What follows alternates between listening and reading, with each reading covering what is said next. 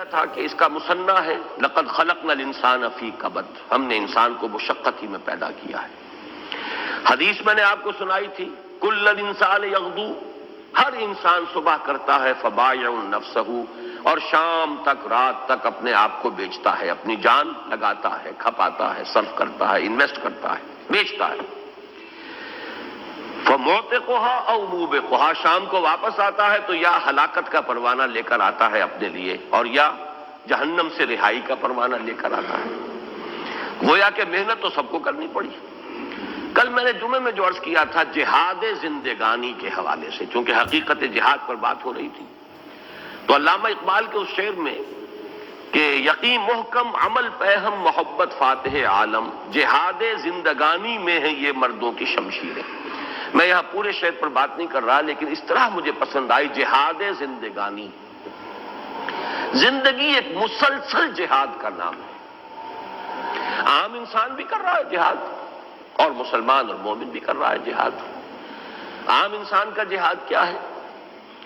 دو جہاد تو وہ ہیں جو جائز ہیں بشرطے کہ جائز ذرائع اس میں استعمال کیے جائیں، اور دو جہاد وہ ہیں جو ناجائز ہیں، ذرائع اس کے کوئی بھی ہو۔ ایک جہاد کیا ہے؟ جہد للبقاء، زندہ رہنے کے لیے پیٹ کو کچھ چاہیے، آپ کو اس میں کچھ نہ کچھ ڈالنا ہے، غذا بہم پہنچانی ہے۔ یہ جس کو جدید سائیکالوجی میں کہا جاتا ہے پریزرویشن آف دی سیلف، یہ ضرورت ہے۔ پریزرویشن آف دی اسپیشیز، یہ ضرورت ہے۔ نفس میں تقاضے رکھ دیے اللہ نے، ان کو پورا کرنا ہے۔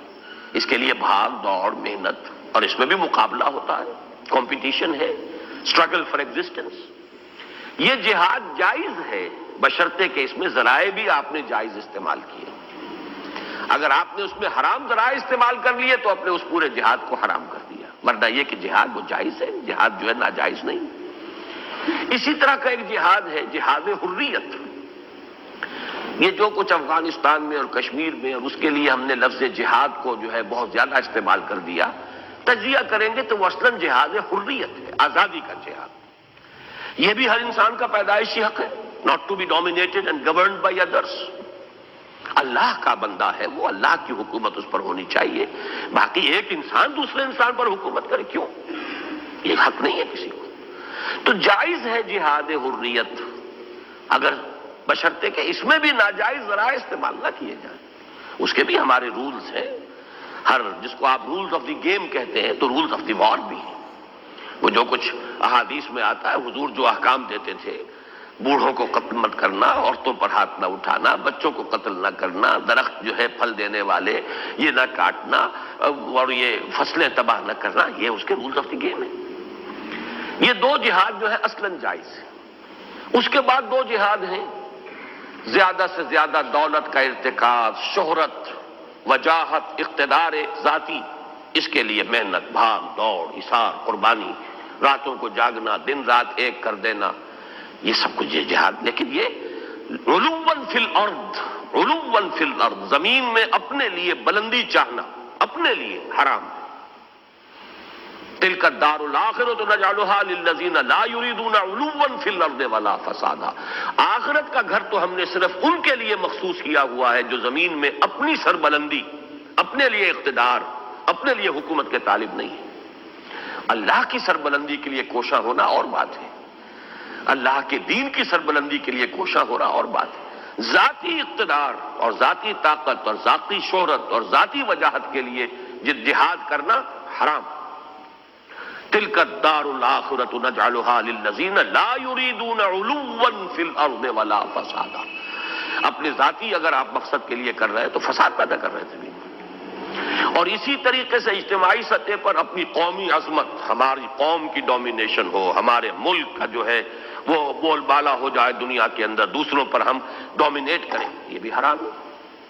بہرحال یہ چار جہاد تو ہیں، عام انسان بھی کرتے ہیں، لیکن جو اصل اسلام کے جہاد ہیں، جو ایمان کے جہاد ہیں، وہ میں نے 5 گنوائے کل۔ سب سے پہلا جہاد ہے تلاش حقیقت کا جہاد۔ اس گنبد بیدر میں انسان جب آنکھ کھولتا ہے شعور کی، اب اسے حقیقت کی تلاش کرنی ہے۔ حقیقت کیا ہے؟ میں کون ہوں؟ یہ دنیا کیا ہے؟ کائنات کیا ہے؟ میری زندگی کی حقیقت کیا ہے؟ خیر کیا ہے، شر کیا ہے، علم کیا ہے، یہ ساری چیزیں آپ کو معلوم کرنی. یہ جہاد حقیقت ہے جس کا نتیجہ ایمان. اب ایمان حاصل ہو گیا، اب اس ایمان کی گہرائی اور گیرائی، ایسا ایمان حاصل کرنا کأنک تراہ فإن لم تکن تراہ فإنہ یراک. ایسا ایمان گویا کہ تم اللہ کو دیکھ رہے ہو، اور اگر تم نہیں دیکھتے ہو تو اللہ تو تمہیں دیکھ رہا ہے. اس کے لیے جہاد کرنا پڑے گا، ایمان کے لیے جہاد.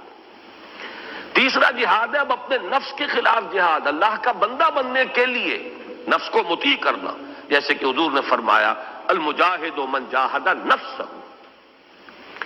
پوچھا گیا ای الجہاد افضل یا رسول اللہ، فرمایا ان تجاہد نفسک فی طاعت اللہ.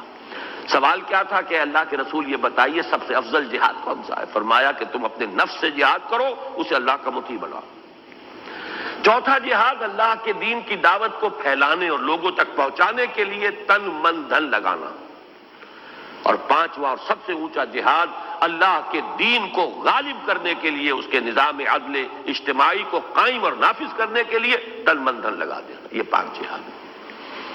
یا ایھا الانسان انک کادح الی ربک کدحا فملاقیہ. یہ تو تقدیر ہے انسان